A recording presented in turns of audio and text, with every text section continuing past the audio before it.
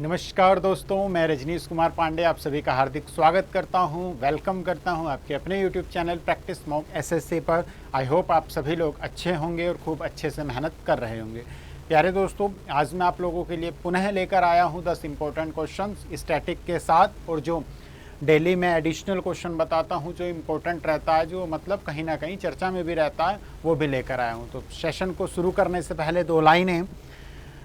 प्यारे दोस्तों, आँखों में जुनून और दिल में चिंगारी रखो, आँखों में जुनून और दिल में चिंगारी रखो, जिंदा रहना है तो तरकीबें बहुत सारी रखो, राह के पत्थर तो कुछ भी नहीं है, मंजिलें आवाज़ देगी सफ़र तो जारी रखो, मंजिलें आवाज़ देगी सफ़र तो जारी रखो। प्यारे दोस्तों, कहा जाता है कि जब आप मेहनत करते हैं, कहते हैं ना, एक बहुत ही प्रसिद्ध डायलॉग है कि दिल से अगर किसी को चाहो तो सारी कायनात उसे मिलाने के लिए मतलब तत्पर रहेंगी।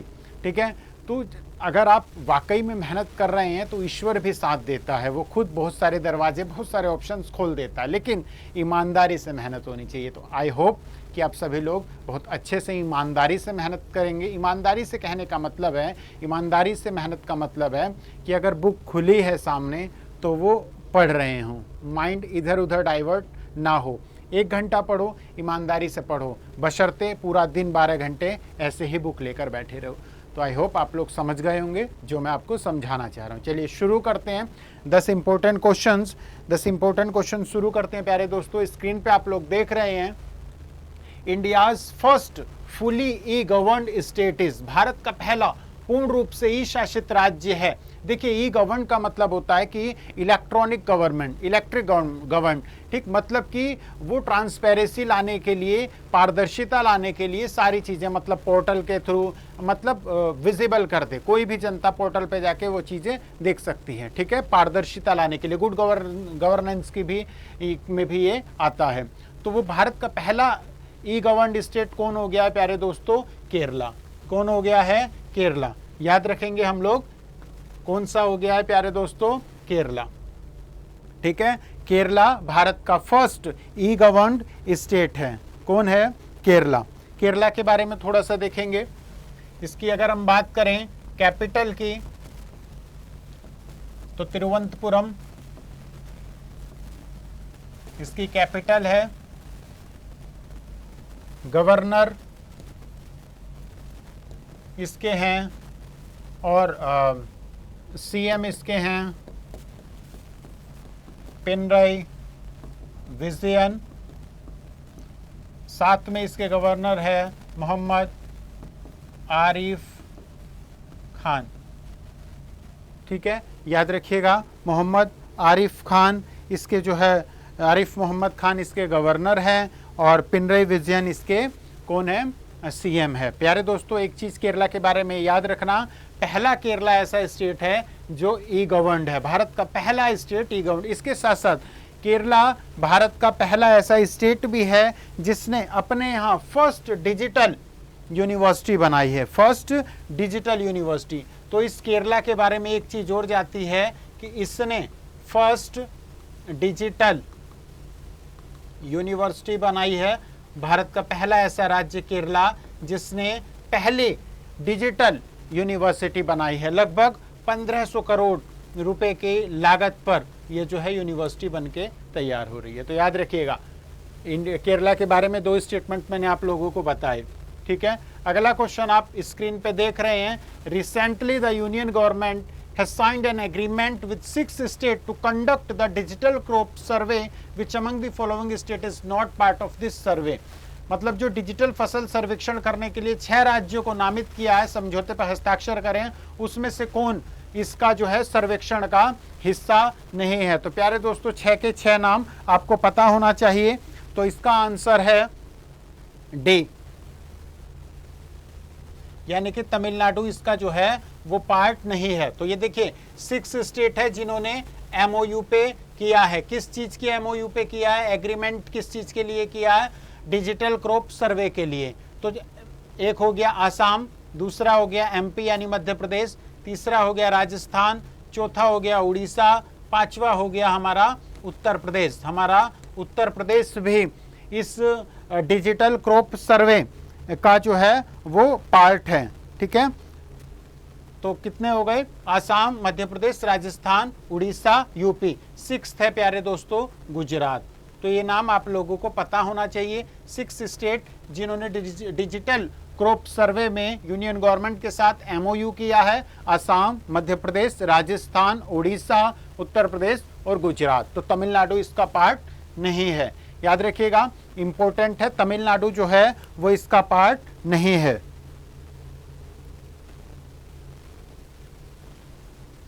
अगला क्वेश्चन आप लोग देख रहे हैं, चर्चा में है, न्यूज चैनल के माध्यम से भी देख रहे होंगे, क्योंकि ये वाला क्वेश्चन इंपॉर्टेंट इसलिए हो जाता है जब भारत में चीता लाया गया था प्रधानमंत्री नरेंद्र मोदी द्वारा, उन्हें जो है कूनो नेशनल पार्क में छोड़ा गया था, तो हर मीडिया कवरेज वगैरह हर तरह चल रहा था चीता आ रहा है। तो अब मुझे कमेंट में आप लोग बताइएगा वो चीते भारत कहाँ से लेकर आए, किस देश से लेकर आए थे, भारत सरकार किस देश से वो चीतों को लेकर आई थी, कमेंट में आप लोगों को बताना है।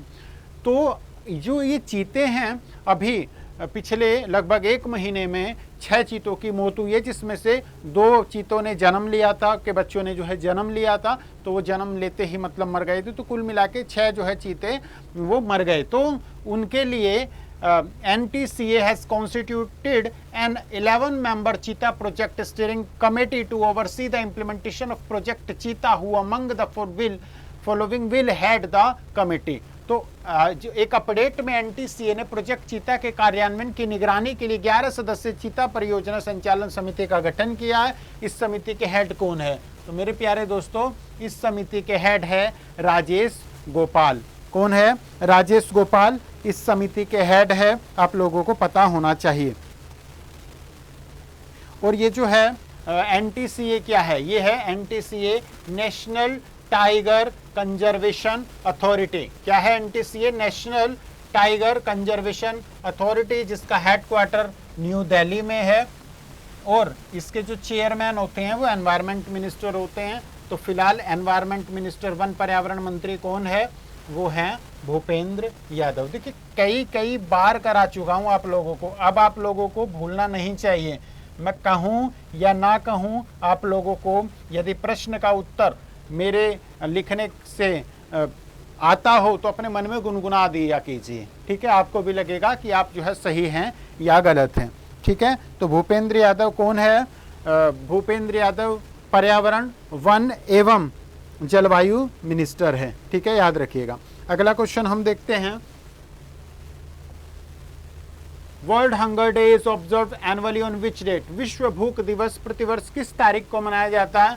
इंपॉर्टेंट है, 28 मई को। देखिए अन्न की बर्बादी हम लोग देखते हैं, जैसे बहुत सारा आप लोग सभी लोग इंस्टा वगैरह, फेसबुक रील्स वगैरह सब लोग चलाते हैं, उसमें बहुत अच्छे अच्छे स्टेटमेंट और रील्स आती है कि अन्न को नहीं बर्बाद करना चाहिए, और बहुत सारे मतलब हृदय को द्रवित करने वाले वीडियो भी आते हैं, जिसमें कई बच्चे इवन बुजुर्ग मतलब नाली में से, कूड़ों के पास से, कूड़ों के ढेर से वहाँ भोजन उठाते हैं, भोजन करते हैं, सड़ा गला पदार्थ खाते हैं। ठीक है, तो वो सारी चीज़ें कहीं ना कहीं हमारा ध्यान आकर्षित करती है कि हम जो कहते हैं, बहुत ही प्यारा है, बड़े बुजुर्ग कहते हैं कि उतना ही लो थाली में, अन्न न जाए नाली में। तो ये भूख दिवस जो ये वर्ल्ड हंगर डे है, ये प्यारे दोस्तों इन सारी चीज़ों को मतलब ध्यान आकर्षित करने के लिए, ताकि हम लोग जो है उसे भी देखें कि विश्व में कितने ऐसे देश हैं, कितने ऐसे लोग हैं जो भूख से मर जाते हैं, जो भूख मतलब बिना खाए पिए सो जाते हैं। तो वो सारी चीज़ें, ठीक है, तो हमें as a human, as a मनुष्य, मानव होने के नाते जो है हमें अन्न को व्यर्थ नहीं करना चाहिए। ठीक है, थोड़ा सा आप लोग भी, हम लोग भी मिलके इस पे ध्यान देंगे, क्योंकि भारत जो है अब विश्व में हर चीज़ में पहल कर सकता है। भारत को हर चीज़ में पहल करनी होगी, क्योंकि जनसंख्या के मामले में हम लोग नंबर 1 पे आ गए हैं। तो कहीं ना कहीं ये सारी चीज़ें हम ही लोगों को शुरुआत करना चाहिए। यदि हम लोग अन्न बचाएं तो एक बहुत बड़ा समुदाय जो है बिना खाए मतलब जो है मतलब खाकर ही वो सो पाएगा। ठीक है, भूखा रहकर वो नहीं सो पाएगा। तो ये सारी चीज़ों पे हम लोगों को जो है प्यारे दोस्तों ध्यान देना है। इस बार इसकी थीम है celebrating sustainable solution to hunger and poverty, मतलब कि भूख और गरीबी से मतलब के लिए ना कोई हमें एक सुव्यवस्थित जो है ढंग से मतलब इसका सॉल्यूशन चाहिए, ठीक है। और जब मिल जाएगा तो सेलिब्रेशन होगा, ठीक। तो याद रखिएगा। अगला क्वेश्चन है प्यारे दोस्तों, मैच द फॉलोइंग है। देखिए हाल ही में अभी लगभग 5 हाई कोर्ट ऐसे हैं, 5 हाई कोर्ट ऐसे हैं जिनके मुख्य न्यायाधीश मतलब उसके जो चीफ जस्टिस हैं वो बदल दिए गए हैं। तो वो आप लोगों को बताना है, इंपॉर्टेंट है प्यारे दोस्तों। इसका आंसर की बात करें तो इसका आंसर है डी, यानी कि जो राजस्थान है, राजस्थान के चीफ जस्टिस हाल ही में नियुक्त हुए हैं अगस्टीन जॉर्ज मशी, और केरला के हुए हैं प्यारे दोस्तों एसवी भट्टी, साथ ही साथ बॉम्बे के हुए हैं रमेश धनुका। तो याद रखिएगा राजस्थान, केरला, बॉम्बे। मैंने आपको क्या बताया, 5 हाई कोर्ट ऐसे हैं जिनके मुख्य न्यायाधीशों की, जिनके चीफ जस्टिस की हाल ही में नियुक्ति की गई है। तो उस 5 में से राजस्थान, केरला और बॉम्बे आप लोगों ने देखा। इसके अलावा मद्रास हाई कोर्ट और मध्य प्रदेश हाई कोर्ट के भी जो है चीफ जस्टिस नियुक्त हुए हैं। आप लोग मुझे बताइएगा मद्रास हाई कोर्ट किस स्टेट में है, मद्रास का जो हाई कोर्ट है वो किस स्टेट में है, ठीक है। तो मद्रास के जो हाई कोर्ट के चीफ जस्टिस बने हैं वो है एसवी गंगापुरवाला, और हिमाचल प्रदेश के हैं एम चंद्रा राव, याद रखिएगा।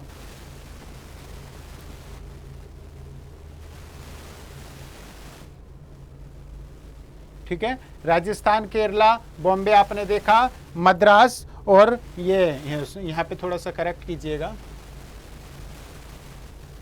मद्रास और ये हिमाचल प्रदेश, ठीक है। मद्रास के जो हैं वो है एसवी गंगापुरवाला और हिमाचल प्रदेश के हैं एमएस रामचंद्रा राव, ठीक है। इंपॉर्टेंट है, याद रखिएगा। अगला question, A new book titled Ringside Up Close and Personal on India and Beyond has been written by Ringside Up Close and Personal on India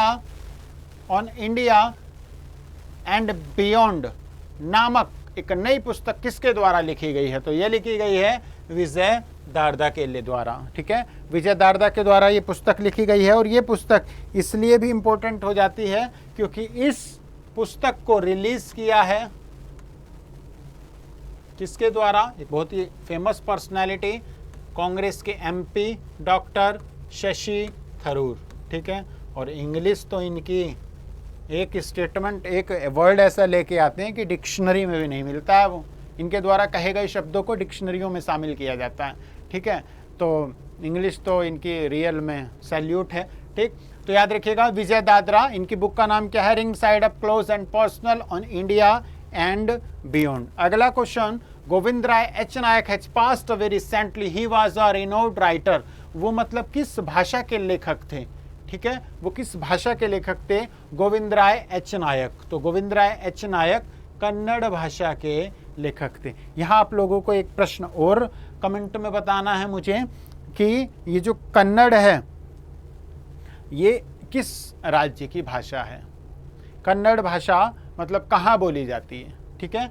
और ये जो गोविंद राय एच नायक हैं ये साहित्य अकेडमी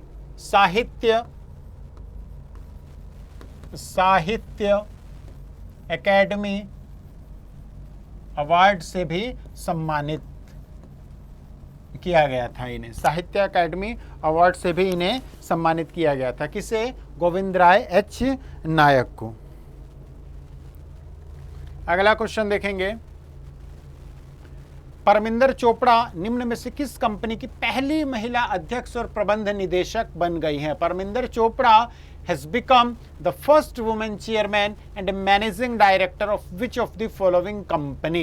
ठीक है, तो ये बन गई है पीएफसी की, पावर फाइनेंस कॉरपोरेशन की बन गई है। और इस पावर फाइनेंस कॉरपोरेशन का जो हेडक्वार्टर है वो कहाँ पे है? न्यू दिल्ली में, याद रखिएगा। और इस पीएफसी की first women chairman and managing director कौन है? परमिंदर चोपड़ा, ठीक है। परमिंदर चोपड़ा इंपॉर्टेंट क्वेश्चन बन जाता है, याद रखिएगा मेरे प्यारे दोस्तों।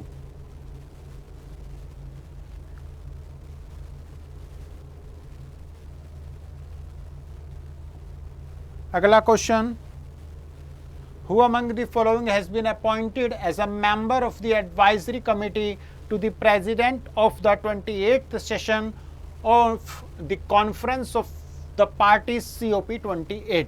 निम्न में से किसे पार्टियों के सम्मेलन के 28वें सत्र की अध्यक्षता की सलाहकार समिति के सदस्य के रूप में नियुक्त किया गया है? ठीक है, नियुक्त किया गया। याद रखिएगा, ये जो COP है ये इस बार 28 का है और ये कहाँ पे होगा? ये COP जिसे बोलते हैं कॉन्फ्रेंस ऑफ पार्टी UNFCC का है। ये इसे कभी और मैं डिटेल में बताऊंगा। ये होस्ट कर रहा है, ये इसका जो है 28th सेशन है। ठीक है, आगे लिखा हुआ है COP 28। ठीक है, और ये कहाँ पे हो रहा है प्यारे दोस्तों? ये हो रहा है, ये 28वां सेशन इसका होगा, होस्ट करेगा UAE, यूनाइटेड अरब अमीरात। ठीक है, और जिसमें किसे सलाहकार समिति के सदस्य के रूप में नियुक्त किया गया है? मुकेश अंबानी।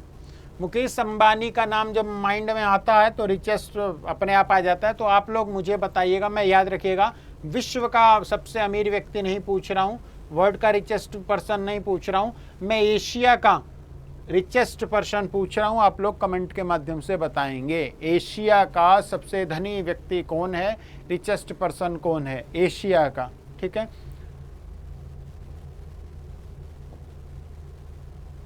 ठीक है, तो ये एक अगला क्वेश्चन और देखिए।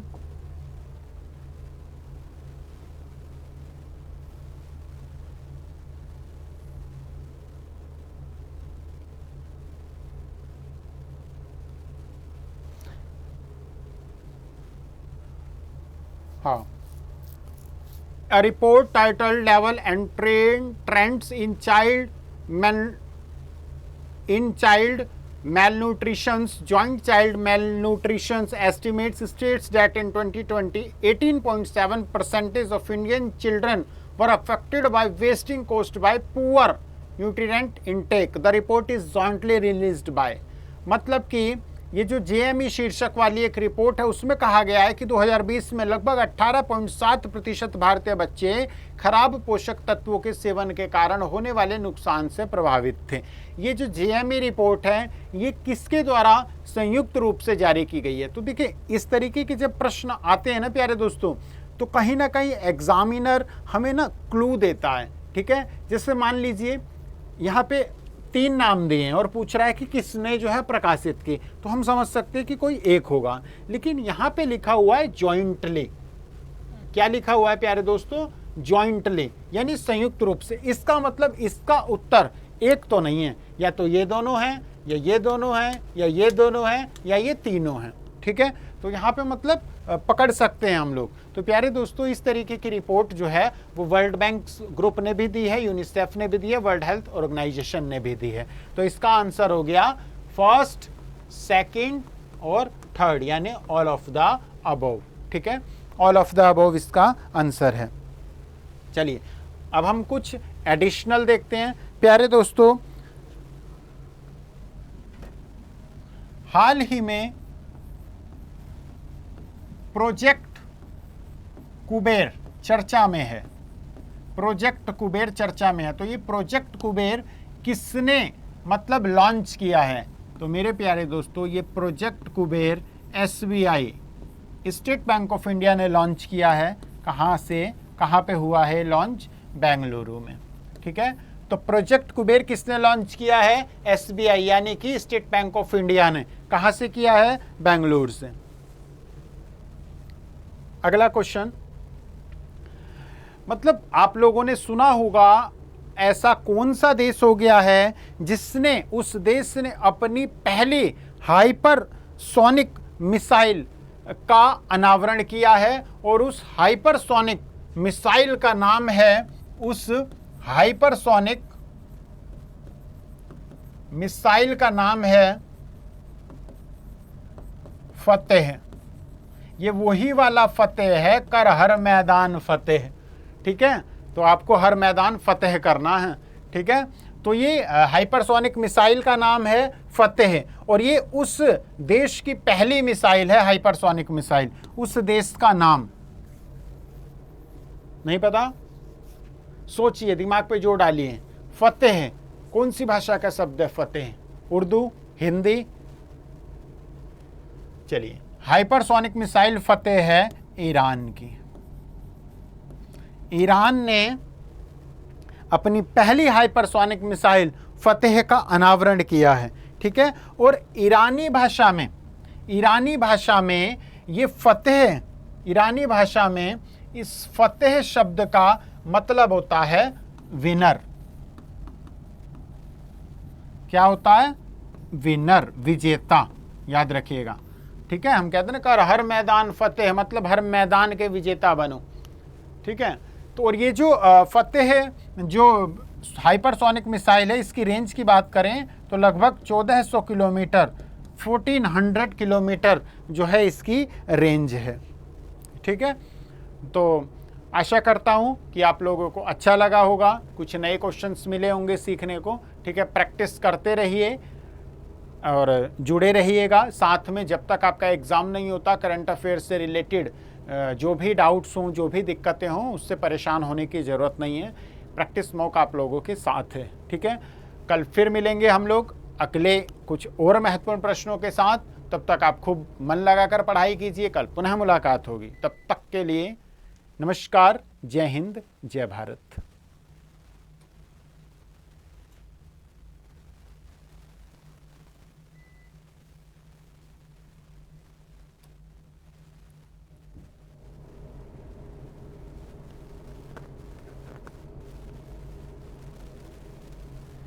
कल पुनः मुलाकात होगी, तब तक के लिए नमस्कार, जय हिंद, जय भारत।